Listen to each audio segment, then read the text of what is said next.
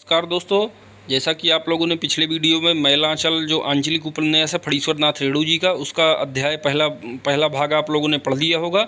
आज हम दोस्तों इसमें दूसरा अध्याय जो है मैलांचल उपन्यास का दूसरा भाग हम आज लोग पढ़ेंगे पूरे विस्तार से। तो जैसा कि मैं पहले ही बता चुका हूं कि ये हमारी MP वर्ग की मुख्य परीक्षा के पाठ्यक्रम में लगा हुआ है, तो इसे हम दोस्तों पूरे विस्तार के साथ इसका अध्ययन करेंगे। चलिए दोस्तों दूसरा अध्याय पढ़ते हैं हम।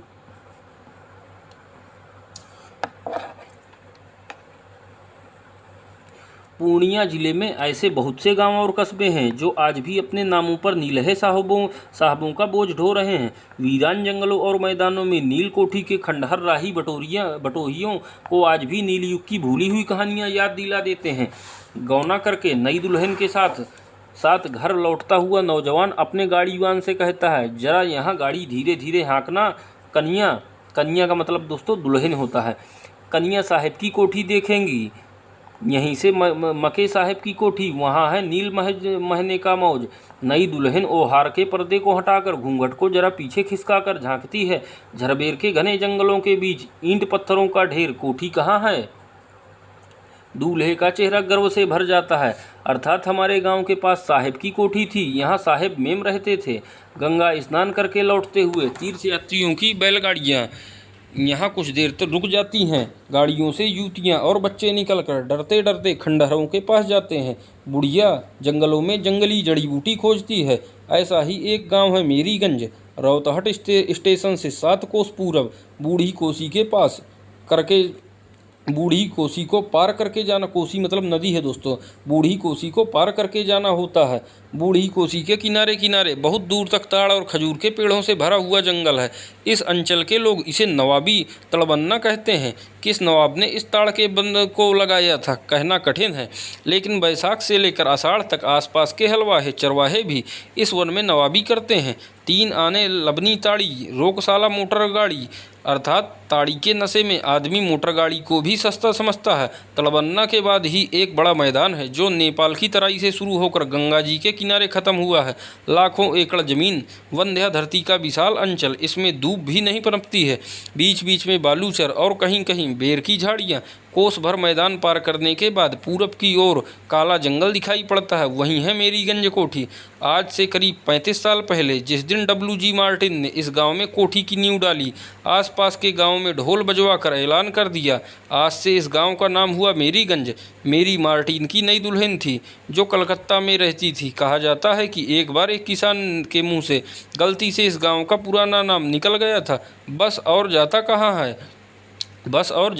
साहब ने 50 कोड़े लगाए थे गिनकर। इस गांव का पुराना नाम अब किसी को याद नहीं, अथवा आज भी नाम लेने में एक अज्ञात आशंका होती है। कौन जाने गांव का नाम बदलकर रौतहट स्टेशन से मेरीगंज तक डिस्ट्रिक्ट बोर्ड से सड़क बनवाकर और गांव में पोस्ट ऑफिस खुलवाने के बाद मार्टिन साहब अपनी नवविवाहिता मेम मेरी को लाने के लिए कलकत्ता गए। गाँव की सबसे बूढ़ी भैरों की माँ यदि आज रहती तो सुना देती। आहा, हाँ, परी की तरह थी साहब की मेम, इंद्रासन की परी की तरह।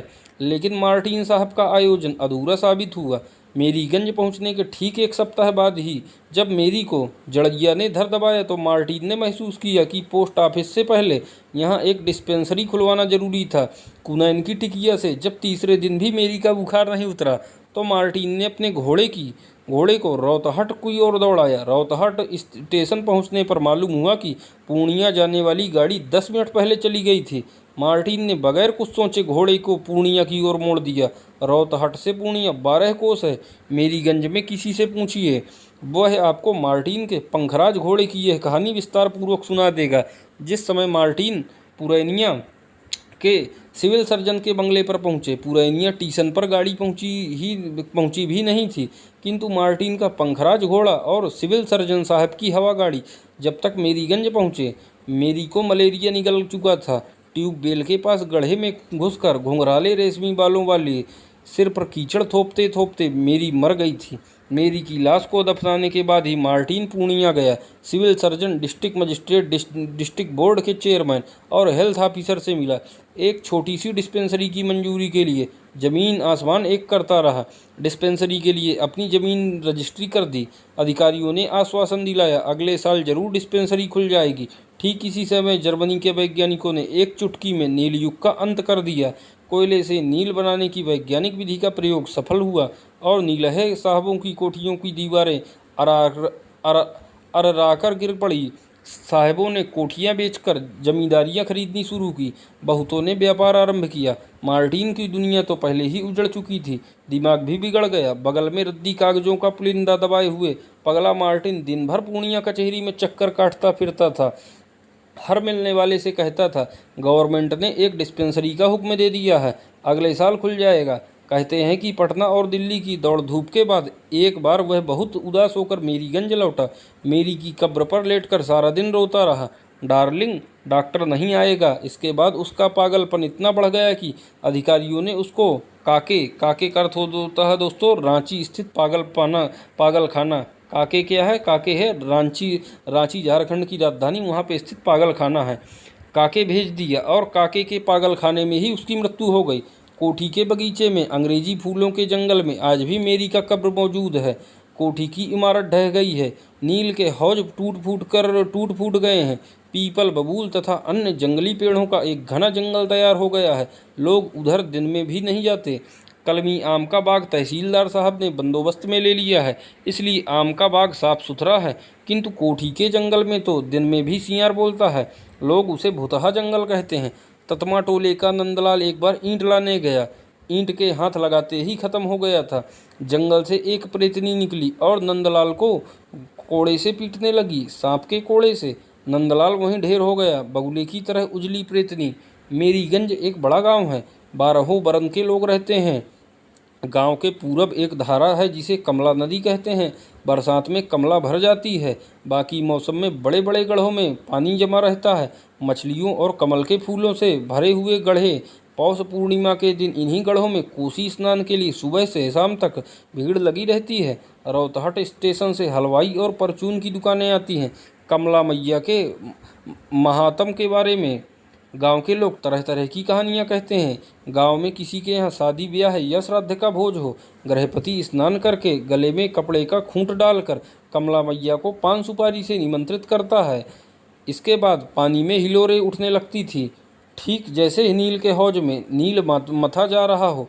फिर किनारे पर चांदी के थालों, कटोरों और गिलासों का ढेर लग जाता था। गृहपति सभी बर्तनों को गिनकर ले जाता था और भोज समाप्त होते ही कमला मैया को लौटा आता था। लेकिन सभी की नीयत एक जैसी नहीं होती। एक बार एक गृहपति ने कुछ थालियां और कटोरे चुरा लिए रखे। बस उसी दिन से मैया ने बर्तनदान बंद कर दिया और उस गृहपति का तो वंश ही खत्म हो गया, एकदम निर्मूल। उस बिगड़ी नीयत वाले गृहपति के बारे में गांव में दो राय हैं। राजपूत टोली के लोगों का कहना है वह कायस्थ टोली का गृहपति था। कायस्थ टोली वाले कहते हैं वह राजपूत था। राजपूतों और कायस्थों में पुश्तैनी मनमुटाव और झगड़े होते आए हैं। ब्राह्मणों की संख्या कम है, इसलिए वे हमेशा तीसरी शक्ति का कर्तव्य पूरा करते रहे हैं। अभी कुछ दिनों से यादवों के दल ने भी जोर पकड़ा है। जनेऊ लेने के बाद भी राजपूतों ने यदुवंशी छत्री को मान्यता नहीं दी। इसके विपरीत समय समय पर यदुवंशियों ने छत्री को वे व्यंग विद्रूप के बाणों से उभारते रहे। एक बार यदुवंशियों ने खुली चुनौती दे दी। बात तूल पकड़ने लगी थी। दोनों ओर से लोग लगे हुए थे। यदुवंशियों को कायस्थ टोली के मुखिया तहसीलदार विश्वनाथ प्रसाद मल्लिक ने विश्वास दिलाया, मामले मुकदमे की पूरी पैरवी करेंगे। जमींदारी कचहरी के वकील बसंतो बाबू कर रहे थे। यादवों के सरकार ने राजपूत मान लिया है, इसका मुकदमा तो धूमधाम से चलेगा, खुद वकील साहब कह रहे थे। राजपूतों को ब्राह्मण टोली के पंडितों ने समझाया, जब जब धर्म की हानि हुई है राजपूतों ने ही उनकी रक्षा की है। घोर कलिकाल उपस्थित है। राजपूत अपनी वीरता से धर्म को बचा लें, लेकिन बात बढ़ी नहीं। ना जाने कैसे यह धर्म युद्ध रुक गया। ब्राह्मण टोली के बूढ़े ज्योतिषी जी आज भी कहते हैं यह राजपूतों के चुप रहने का फल है कि आज चारों ओर हर जाति के लोग गले में जनेऊ लटकाए फिर रहे हैं। भूम फोड़ छत्री तो कभी नहीं सुना था। शिव हो। अब गांव में 3 प्रमुख दल हैं, कायस्थ, राजपूत और यादव। ब्राह्मण लोग अभी भी तृतीय शक्ति हैं। गांव के अन्य जाति के लोग भी सुविधानुसार इन्हीं तीनों दलों में बटे हुए हैं। कायस्थ टोली के मुखिया विश्वनाथ प्रसाद मल्लिक राजपारबंगा के तहसीलदार हैं। तहसीलदारी उनके खानदान में 3 पुश्त से चली आ रही है।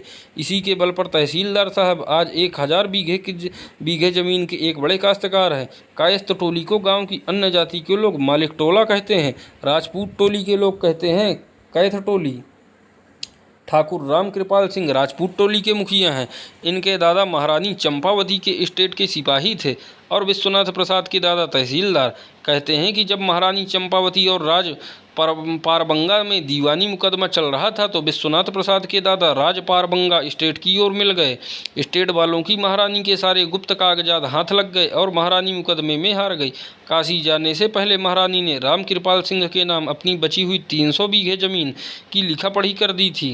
राम कृपाल सिंह कहते हैं कि उनके दादा ने महारानी को एक बार डकैतों के हाथ से अकेले ही बचाया था। इसी के इनाम में महारानी ने दान पत्र लिख दिया था। कायस्थ टोली के लोग राजपूत टोली को सिपहिया टोली कहते हैं। यादवों का दल नया है। इनके मुखिया खिलावन यादव को 10 बरस पहले तक लोगों ने भैंस चराते देखा है। दूध घी की बिक्री से जमाए हुए पैसे ही बात जब चारों ओर बुरी तरह फैल गई तो खिलावन की बड़ी चिंता हुई। महीनों तहसीलदार के यहाँ दौड़ते रहे, सर्किल मैनेजर को डाली चढ़ाई, सिपाहियों को दूध घी पिलाया और अंत में कमला के किनारे 50 बीघे जमीन की बंदोबस्ती हो सकी। अब तो 150 बीघे की जोत है। बड़ा बेटा सकलदीप अररिया बैरगाछी में नाना के घर में रहकर हाई स्कूल में पढ़ता है। खिलावन सिंह यादव को लोग नया मातबर कहते हैं, लेकिन यादव छत्री टोली को अब गुअर टोली कहने की हिम्मत कोई नहीं करता।